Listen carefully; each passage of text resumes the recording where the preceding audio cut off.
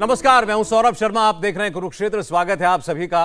गुजरात में अंतिम दौर के लिए चुनाव प्रचार खत्म हो गया है। पहला चरण जाति के समीकरण पर था, दूसरा चरण दिख रहा है कि ध्रुवीकरण पर होगा।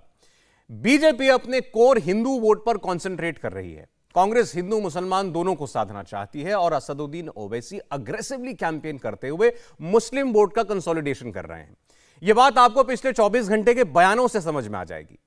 राहुल गांधी की बात करें तो उन्होंने कहा कि बीजेपी श्री राम का नारा लगाती है लेकिन सिया राम या जय सीताराम का नाम नहीं लेती, हे राम नहीं कहती।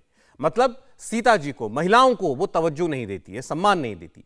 बीजेपी ने पलटवार किया और मोदी का वो भाषण ट्वीट किया जो राम मंदिर के भूमि पूजन के अवसर पर उन्होंने दिया था।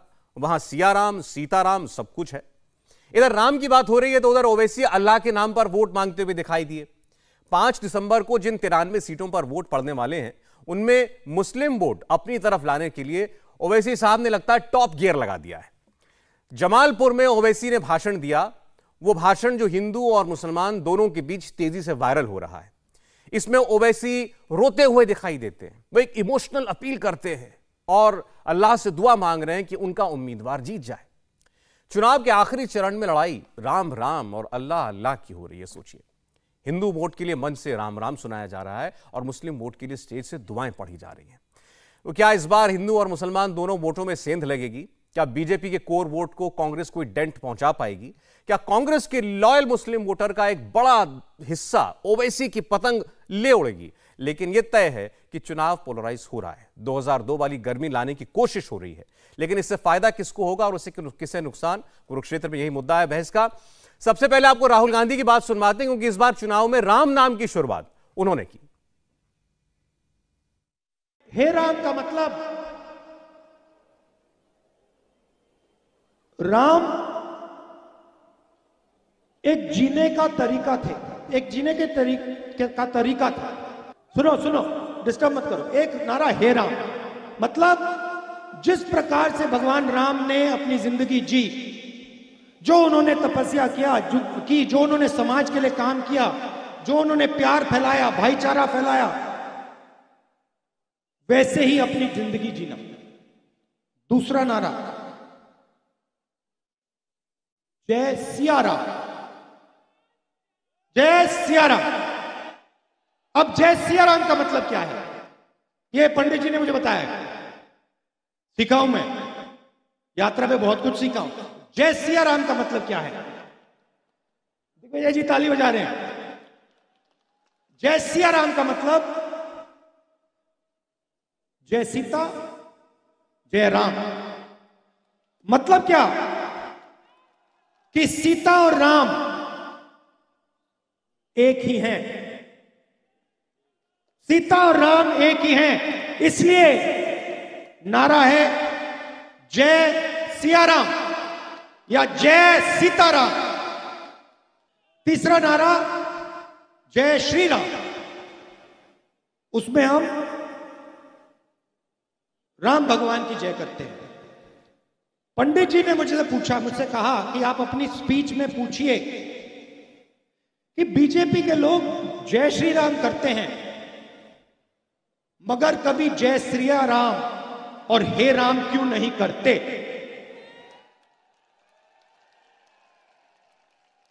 मुझे बहुत अच्छा लगा, बहुत गहरी बात बोली, क्योंकि वो सबसे पहले आरएसएस के लोग, बीजेपी के लोग, क्योंकि वो सबसे पहले जिस भावना से राम ने अपनी जिंदगी जी, उस भावना से अपनी जिंदगी नहीं जीते हैं।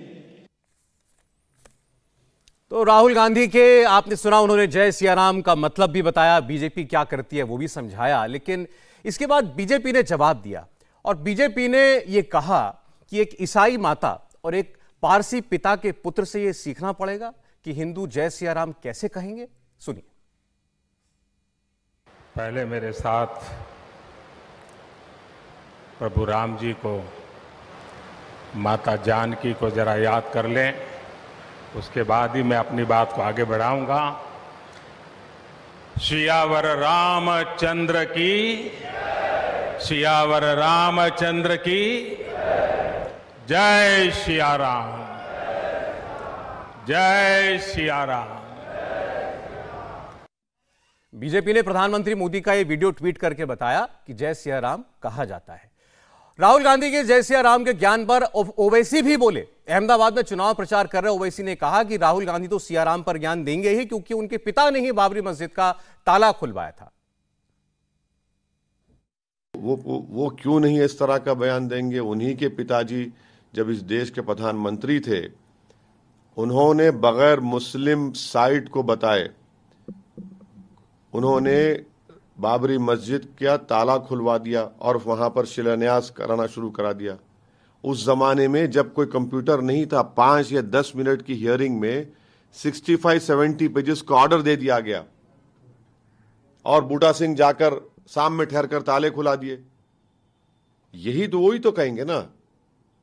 48 में 48 या 49 में जब मूर्तियां रखी गई थी, कांग्रेस की सरकार थी, जीबी पंत थे, नेहरू प्रधानमंत्री थे और नेहरू के बाद उनका जो नवासा था राजीव गांधी, उन्होंने ताले खुलवा दिए।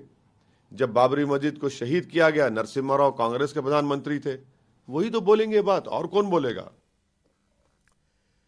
जय श्री राम, जय सिया राम के बाद के ऊपर आपने बीजेपी, कांग्रेस, ओवैसी सबको सुना, लेकिन ओवैसी साहब जो हैं अपने भाषणों में वो अलग ही लहजे में नजर आते हैं। हर भाषण में वो अल्लाह को याद करते हैं, अल्लाह का नाम लेते हैं, यहां तक तो ठीक है, लेकिन जमालपुर में वोट मांगते हुए वो रो पड़े और रोते रोते उन्होंने अल्लाह से दुआ की कि उनके उम्मीदवार को कामयाब बनाए। या अल्लाह साबिर को मिले बना दे ताकि हम अपनी जिंदगी में दोबारा कोई बिल्किस को ना देखें। अल्लाह साबिर को मिले बना दे कि हम अपनी जिंदगी में दोबारा कोई बिल्किस को ना देखें। अल्लाह साबिर को कामयाब बना दे अल्लाह, ताकि हम अपनी बेटियों को इस तरह बेबस ना देखें। या अल्लाह साबिर को मिले बना दे ताकि किसी बच्चे को चौराहे पर लाकर लटों से मारकर उसकी बेइज्जती ना हो। अल्लाह साबिर को कामयाब कर दे ताकि इन गरीबों की एक आवाज उठे अल्लाह, इन गरीबों के ताकत मिले अल्लाह, अल्लाह कामयाब कर दे। तो चुनाव के बीच में भगवान राम, माता सीता, अल्लाह को याद करना, उनकी दुआ, उनके लिए उनसे दुआएं करना, सब कुछ इस वक्त चुनाव में चल रहा है, हो रहा है सब वोट के लिए। मेहमानों के पास चलते हैं। प्रेम शुक्ला जी बीजेपी मत से हमारे साथ हैं। प्रेम जी स्वागत है आपका। सुरेंद्र सिंह राजपूत जी कांग्रेस पार्टी से, सुरेंद्र जी स्वागत है। दानिश कुरैशी साहब AIMIM से हमारे साथ हैं, दानिश साहब स्वागत है। और अजय आलोक जी राजनीतिक विश्लेषक हैं, अजय जी आपका बहुत स्वागत है। प्रेम शुक्ला साहब, पहले राहुल गांधी जी के बयान पर आपसे प्रतिक्रिया चाहते हैं। उन्होंने आज आपकी पार्टी को, आप लोगों को ये समझाने की कोशिश की कि जय सिया राम का मतलब क्या होता है, और दुनिया को ये बताया कि आप भगवान राम के साथ साथ माता जानकी को याद क्यों नहीं करते। देखिए, जो नया नया हिंदू होता है उसको पता ही नहीं कि जो है हिंदुत्व में किसी भी अभिवादन का अर्थ क्या है। जय श्री राम जब कहा जाता तो श्री जो है लक्ष्मी स्वरूपा सीता ही है, लेकिन यह जो है, जो कल तक राम को काल्पनिक बताता रहा हो, जो कल तक कहता रहा हो, जिनकी पार्टी के लोग कहते रहो कि गीता जिहाद सिखाती है, जिनकी पार्टी के कार्यकारी अध्यक्ष कर्नाटक में ये कहते रहे हों कि हिंदू जो है वो गाली है, अपशब्द है, ये शब्द का प्रयोग नहीं होना चाहिए, तो उन सब के लिए तो ये चीजें उनकी समझ के परे हैं। और स्वयं आप ही ने अपनी स्टोरी में दिखाया कि आदरणीय प्रधानमंत्री नरेंद्र मोदी जी अयोध्या में राम मंदिर के शिलान्यास के कार्यक्रम में किस तरह से सियावर रामचंद्र की जय कर रहे थे, जय सिया राम का अभिवादन कर रहे थे।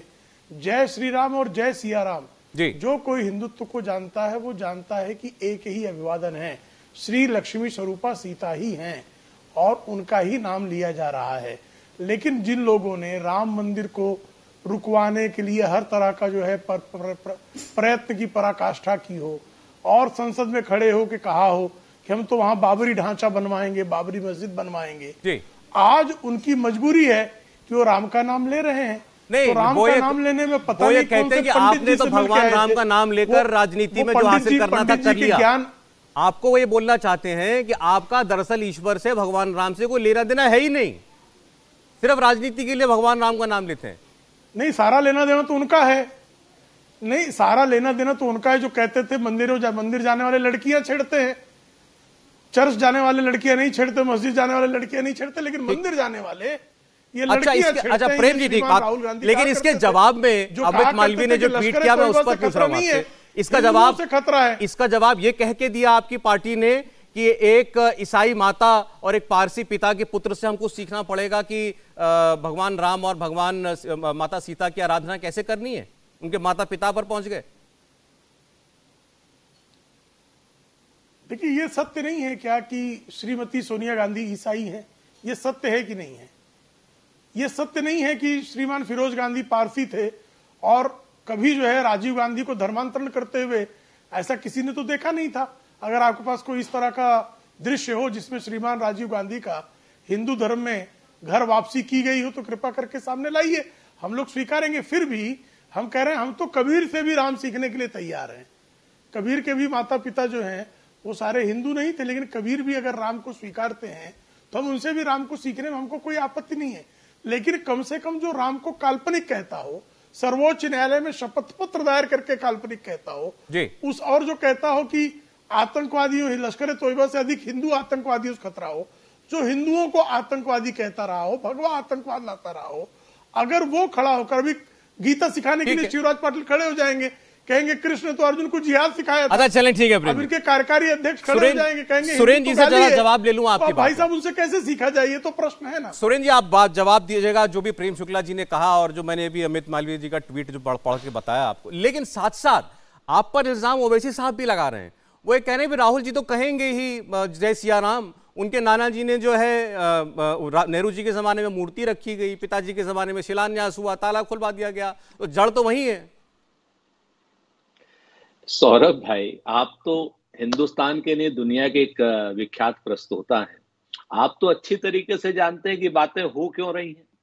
राहुल गांधी जी ने क्या गलत कहा? कोई शब्द नहीं गलत कहा। अगर प्रभु श्री राम का नाम या माता सीता का नाम नरेंद्र मोदी जी ने सियाराम जय सीताराम किया तो उसका स्वागत है, अच्छी बात है, होनी चाहिए, कोई बुरी बात नहीं। इसमें तो बढ़िया है, उन्होंने वीडियो जारी कर दिया, हमने कहा बहुत अच्छी बात है, ताली बजा दी हमने।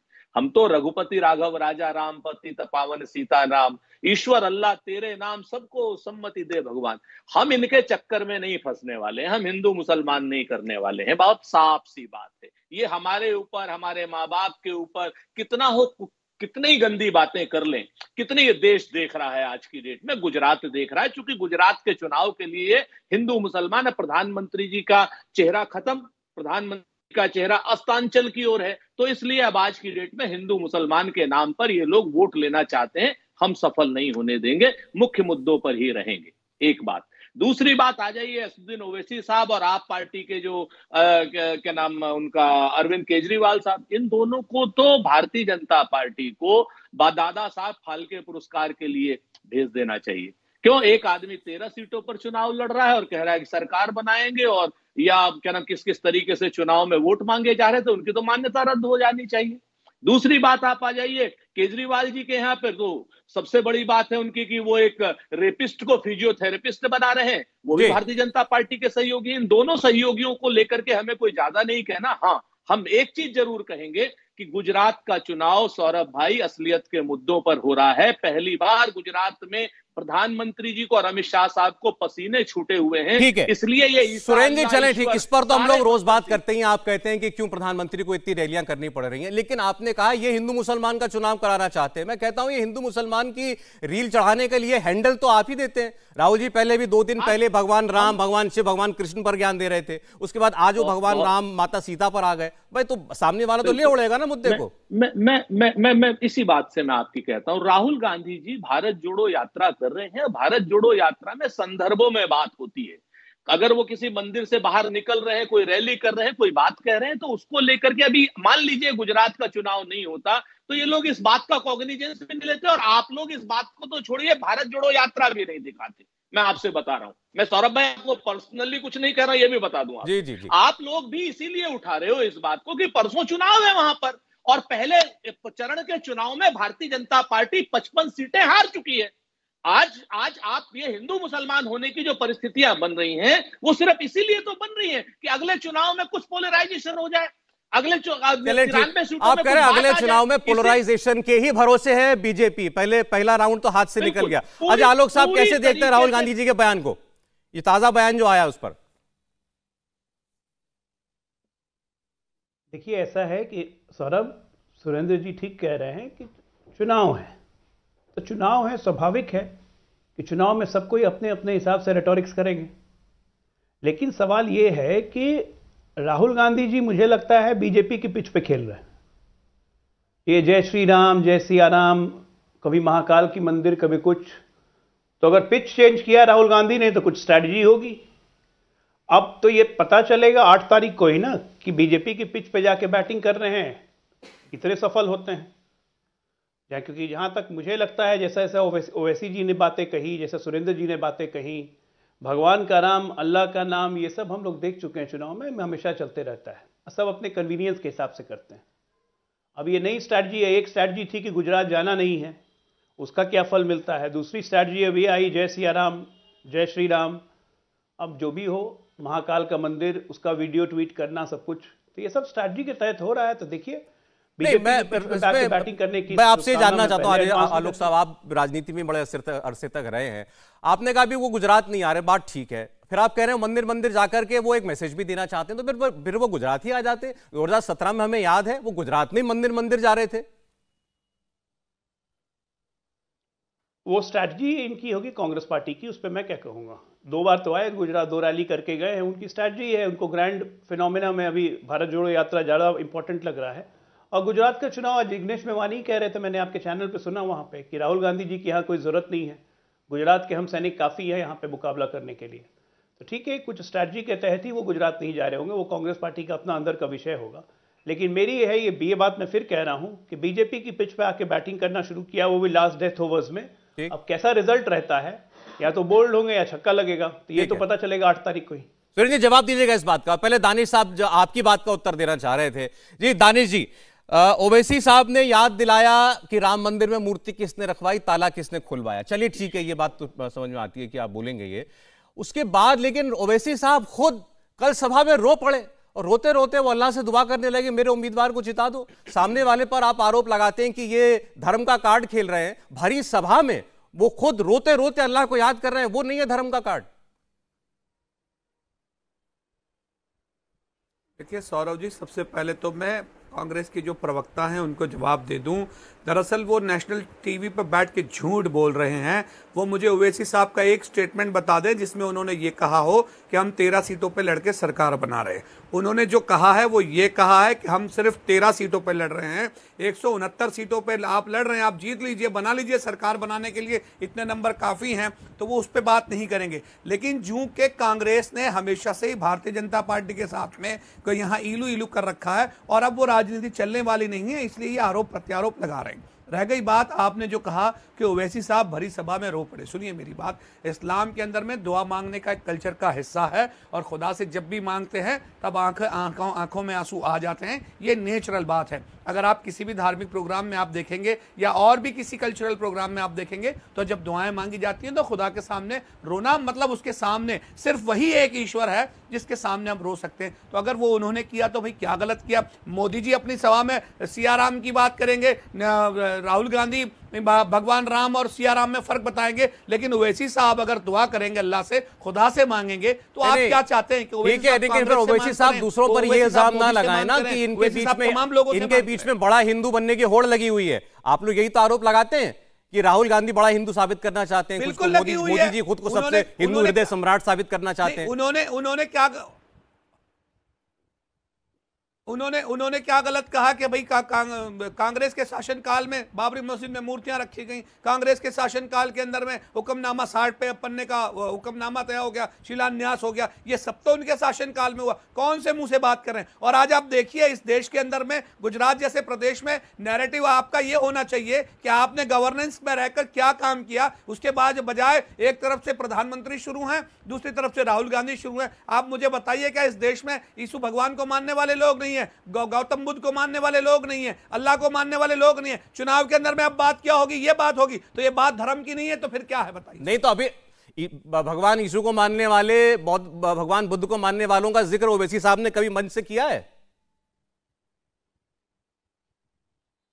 अरे तो मैं वही तो कह रहा हूं ना आपको कि चर्चा आपको इस पे करनी चाहिए थी। जब आप बात करेंगे तो वो तो दुआ मांगेंगे ना खुदा से, क्यों नहीं मांगे भाई? हम पे कोई पाबंदी है? मतलब इनको राम याद आए तो उनको अल्लाह याद आए, उतना ही अधिकार तो ओवैसी साहब इनको भगवान राम याद आए तो ओवैसी जी को अल्लाह याद आए, या कह दीजिए आप कि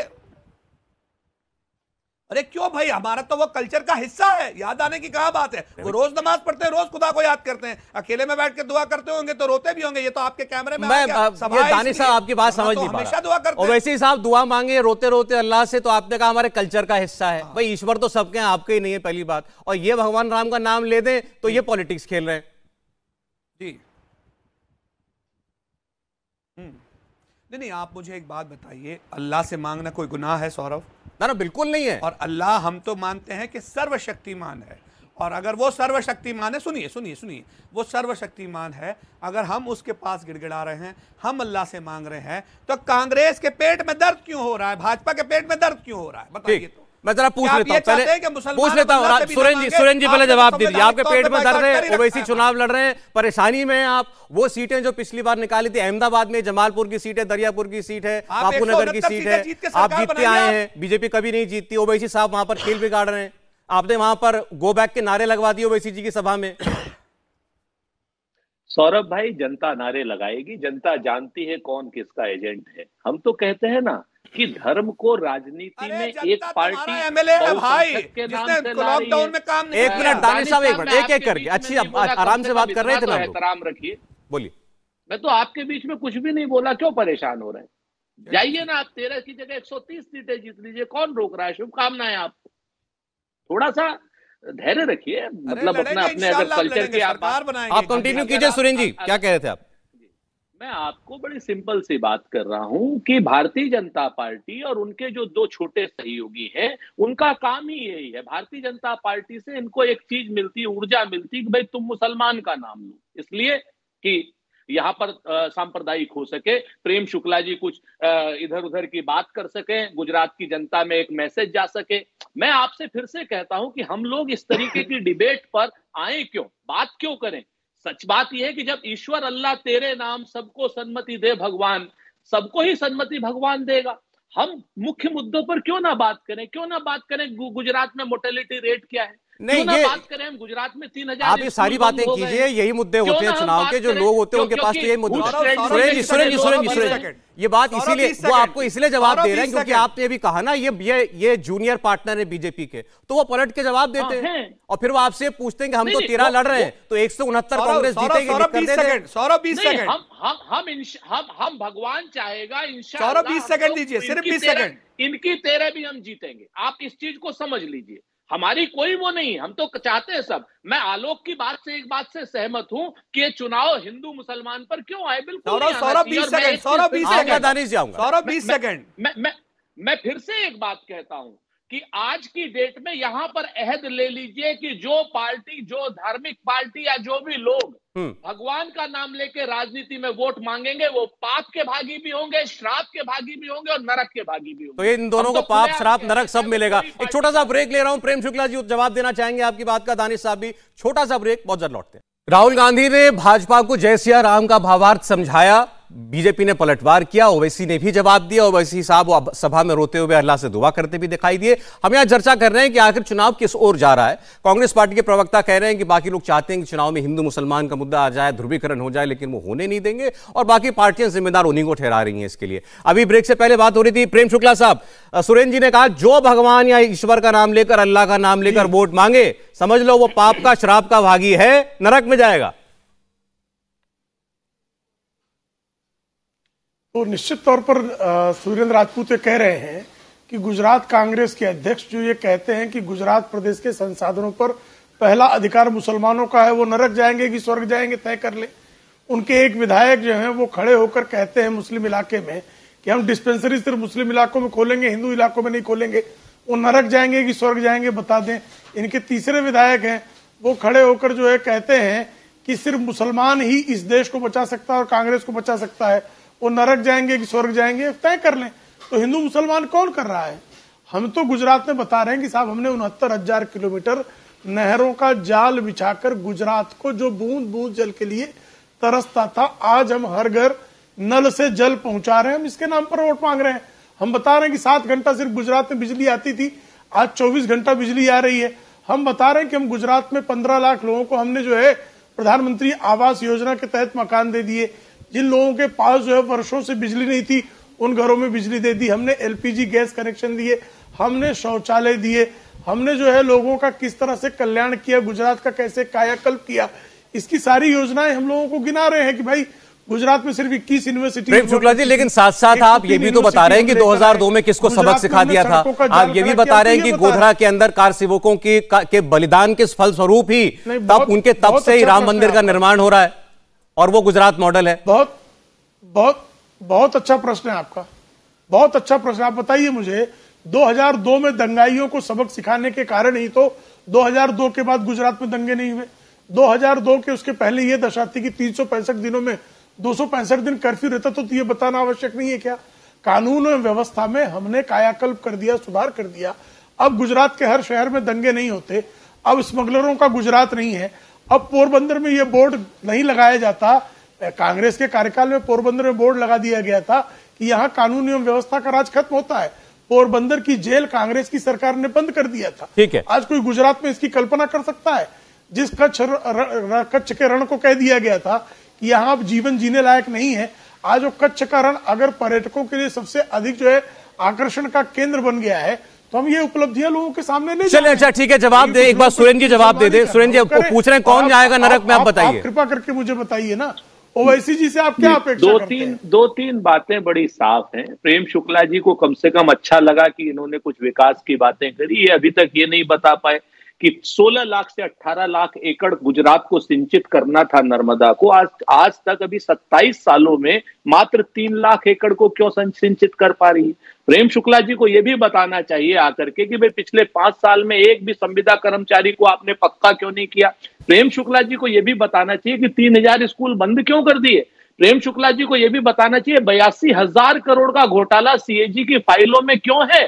प्रेम शुक्ला जी को यह भी बताना चाहिए उसी सीएजी में है जिस सीएजी को लेकर के आपने 2G 3G जीजाजी आप लोग करते थे, उसी सीएजी की फाइल में है प्रेम शुक्ला जी। लेकिन चूंकि आज की डेट में दंतविहीन लोकपाल है, आज की डेट में कोई सारे एजेंसीज आपके पास हैं, सीबीआई में आप 1:30 बजे आप छापा डलवा देते हैं, सुप्रीम कोर्ट के 5 जजों को नीचे आ जाना पड़ता है जनता से न्याय मांगने के लिए, और लगातार सारी संवैधानिक संस्थाओं पर आपने बलात् कब्जा किया हुआ है। तो अभी बात नहीं निकल रही है, सारी बातें निकलेंगी। मैं आपसे बस सिर्फ 10 सेकंड और दीजिए सौरभ भाई। मैं आपसे बड़ी स्पष्ट रूप से सौरभ भाई आपसे प्रेम जी से बात कर रहा हूं कि जब राहुल गांधी जी गुजरात नहीं आ रहे हैं तो सब के सब गुजरात नहीं आ रहे, गुजरात नहीं आ रहे। आज की डेट में राहुल गांधी जी आज भी गुजरात नहीं है, नहीं गुजरात के संदर्भ में कोई बयान है। ये भारतीय जनता पार्टी और उनके जो साथी बाराती लोग हैं, चाहे वो आप पार्टी वाले हो चाहे वो ओवैसी साहब हो, ये आज की डेट में राहुल गांधी जी को टारगेट करके पाना क्या चाहते हैं? पाना सिर्फ भारतीय जनता पार्टी को। नहीं, अभी आप लेकिन अजय आलोक साहब की बात पर रिस्पॉन्ड कर रहे थे, उनकी बात का आपने पूरा जवाब नहीं दिया। वो कह रहे हैं राहुल गांधी भाजपा की पिच पर आकर क्यों खेल रहे हैं, क्यों ये भगवान राम का, माता जानकी का, माता सीता का नाम ले रहे हैं? देखिए 2 बातें मैंने इसीलिए सबसे पहले मैंने जवाब दिया था। मैंने कहा कि एक पर्टिकुलर मंदिर से वो हमेशा जाते हैं। आप बताइए जब केदारनाथ गए थे तो कौन सा चुनाव था? इससे पहले कैलाश मानसरोवर गए थे तो कौन सा चुनाव था? ऐसा नहीं है कि वो वैसे नहीं जाते। आज की डेट में यात्रा में जा रहे हैं, सामने मंदिर पड़ रहा है जा रहे हैं हम, सामने मजार पड़ेगी उस पर भी जाएंगे, सामने गिरजा पड़ता है उस पर भी जाते हैं, गए हैं और आगे भी जाएंगे। ऐसी बात नहीं, मंदिर ज्यादा है इस देश में, हमारे बनाए हुए मंदिर हैं, हमारी जनता के बनाए हुए मंदिर है, वहां पर हम जाएंगे, क्यों नहीं जाएंगे भाई? कल बनारस जाएंगे तो महाकाल क्या नाम, बनारस जाएंगे तो हम काशी विश्वनाथ के भी दर्शन करेंगे, क्यों नहीं करेंगे? ये क्या खाली बपौती भारतीय जनता पार्टी की है? इससे चुनाव का क्या मतलब? आप आज की डेट में अगर चुनाव न हो तो प्रेम शुक्ला जी इन बयानों की तरफ देखेंगे भी नहीं, मैं आपसे बताऊं। और रही बात क्या नाम अजय आलोक जी की, अजय आलोक जी, हमारी चुनाव की अपनी रणनीति है, राहुल गांधी जी आए या नहीं आए, ऐसा राहुल गांधी जी ने स्वयं भी कहा था। आज क्योंकि भारतीय जनता पार्टी से उनका अपना कोर वोट बैंक छिन रहा है, छिटक रहा है, प्रधानमंत्री जी के चेहरे का तेज खत्म हो चुका है, उनके झूठ खत्म हो चुके हैं, छल कपट और प्रपंच खत्म हो चुके हैं, इसलिए ये लोग अब इस पिच पर आने की कोशिश कर रहे हैं, लेकिन ध्यान दीजिए देर हो चले। चुकी। आप कह रहे हैं कि 5 तारीख को आप कह रहे हैं पिच वो बीजेपी बदल रही है, आप नहीं। अजय साहब, आपने सुना, आपको लेकर के भी बात हुई अभी। अब सवाल यह है कि इस गुजरात के चुनाव में सेकंड फेज के अंदर गियर कौन बदलना चाह रहा है, कौन जो है मुद्दे बदलना चाह रहा है? नहीं, मुझे नहीं लगता है कोई मुद्दे बदलना चाह रहा है, और अब मुद्दे बदलेंगे भी नहीं। देखिए सौरभ जी, आप इतने दिन से पॉलिटिकल एंकरिंग और रिपोर्टिंग कर रहे हैं, जर्नलिज्म में इतने दिन का सफर आपका हो गया, सबको हम लोग को राजनीति करते हुए अच्छा खासा अरसा बीत गया है। सब जानते हैं कि चुनाव की घोषणा के साथ ये 90% जनता का मूड तय रहता है कि वोट कहां जाना है। ये जो जितने प्रचार उचार, ये कैंपेन और ये सब, वो जो पिच पे बैटिंग करने की बात है, अल्लाह भगवान, ये सब ये 3-4% जो स्विंग वोट्स हैं, जो इधर से उधर की ये जीत रहा है, ये हार रहा है, ये माहौल बनाने की कोशिश है। तो मुद्दे तो तय हो चुके हैं, इसलिए मुद्दे तो बदलेंगे नहीं। साफ बात है, जिस मजबूती के साथ जो लड़ रहे हैं, जो किलिंग इंस्टिंक्ट से लड़ रहे हैं, एक एक सीट के लिए लड़ रहे हैं और पूरे मेहनत और पूरा प्रयास कर रहे हैं, और इसमें कोई शक नहीं है कि प्रधानमंत्री मोदी जी की अपनी लोकप्रियता है गुजरात में, जिसका कोई जोड़ नहीं है। सबसे मजबूत बैट्समैन तो वही है, और इसलिए मैंने कहा कि राहुल गांधी जी, अब बिल्कुल सुरेंद्र जी बिल्कुल ठीक कह रहे हैं, उनकी अपनी रणनीति है, राहुल गांधी नहीं आए, उसमें कोई किसी को कुछ कहने का हक नहीं है। अब यह है कि अब उसकी पिच पर राहुल गांधी, मैंने कहा कि बैटिंग करने की कोशिश कर रहे हैं। अब बोल्ड होते हैं या छक्का लगता है, ये तो 8 तारीख को ही पता चलेगा। अच्छा, ये जो बीसी टीम वाला आरोप है, इसके बारे में आपकी क्या राय है? अरविंद केजरीवाल, असदुद्दीन ओवैसी, कांग्रेस बोलती है ये सब सहयोगी हैं भाजपा के। देखिए, मेरी बड़ी स्पष्ट राय है कि असदुद्दीन ओवैसी को सही में भाजपा को सहयोग करना था तो उनको 65 सीटों पर लड़ना चाहिए था, जहां पे मुस्लिमों की संख्या अच्छी खासी 182 में से है, लेकिन उन्होंने 13 सीट चुनी। उसके पीछे एक कारण है। देखिए, बिहार में 243 विधानसभा क्षेत्रों में लगभग 80 सीटें ऐसी हैं जहां पे मुस्लिम का अच्छा प्रभाव है, मुस्लिम का वोट बहुत अच्छा है। उसके बावजूद असदुद्दीन ओवैसी बिहार में सिर्फ 18 सीटों पे लड़े और 5 पे जीते, और 11 सीटों पे उनके कैंडिडेट दूसरे स्थान पे आए थे। इसका मतलब कि वो बिहार के मुस्लिमों में घुस गए। इस गुजरात के चुनाव से वो गुजरात के मुस्लिमों में घुसना चाह रहे हैं, और इस 13 सीटों में यकीन मानिए अगर उनकी 2-3 सीटें भी अगर वो जीत जाते हैं तो वो गुजरात के मुस्लिमों में घुस गए, जिस तरह वो महाराष्ट्र में। तो आप ये कह रहे हैं कि आप इस आरोप से सहमत नहीं है कि वो बीजेपी की मदद करते हैं, वो वहां लड़ते हैं जहां उनको जीत की गुंजाइश दिखाई देती है?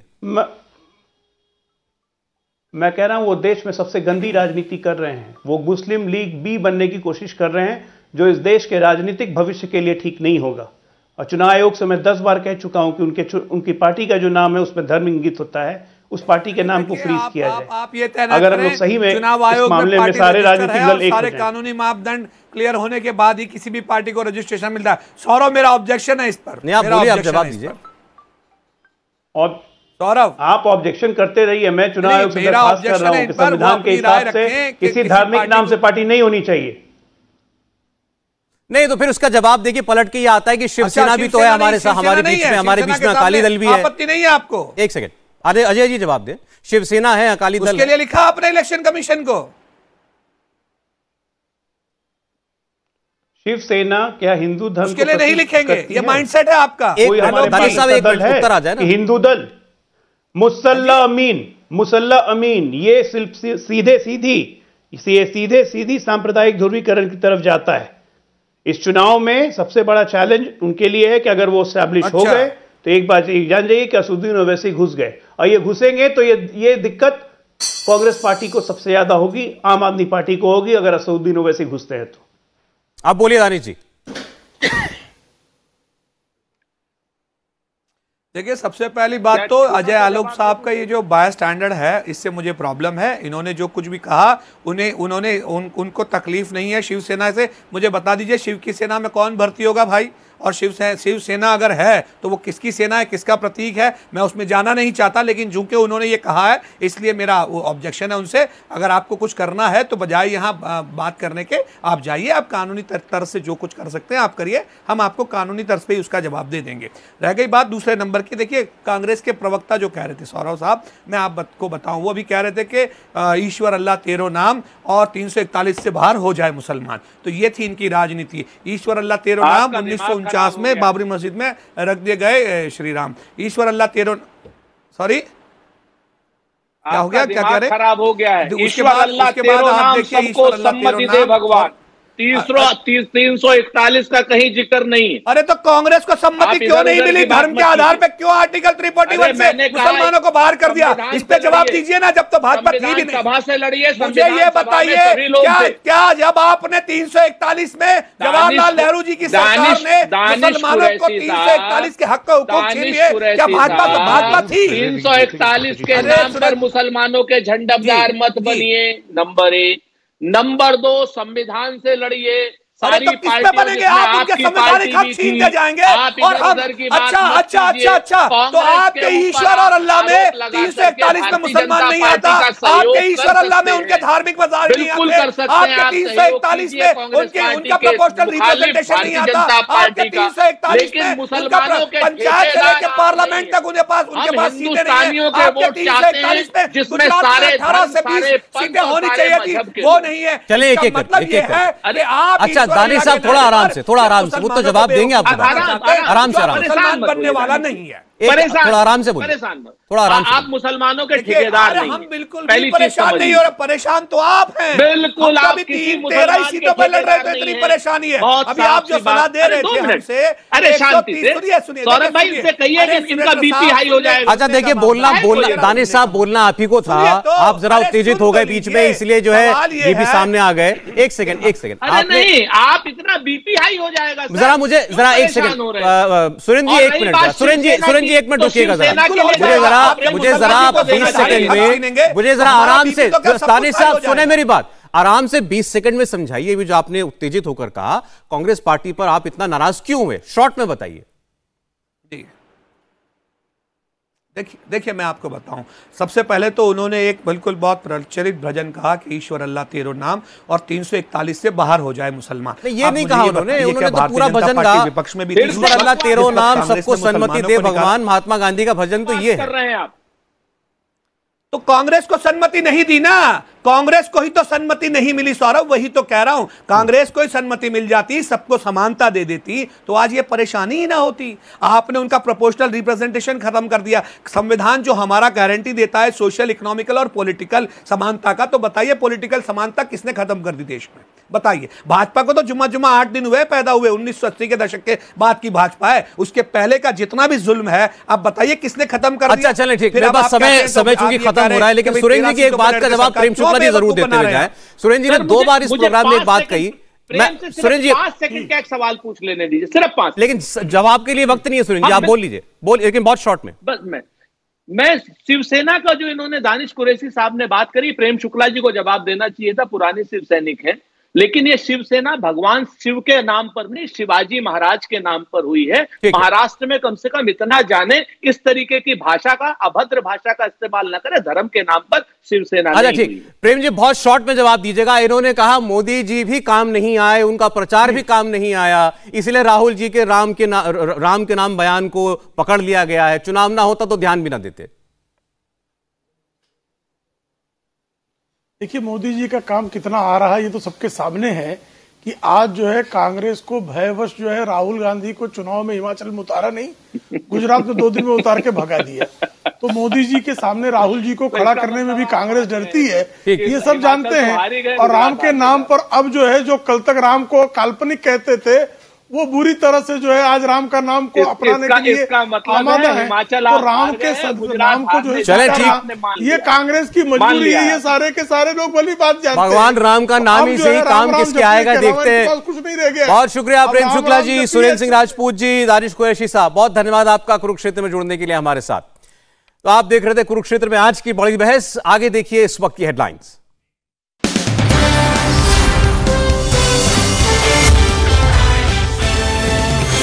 इंडिया टीवी, आपकी आवाज। Headlines presented by Patanjali Kesh Kanti Advanced Herbal Hair Expert Oil, scientific but effective solution.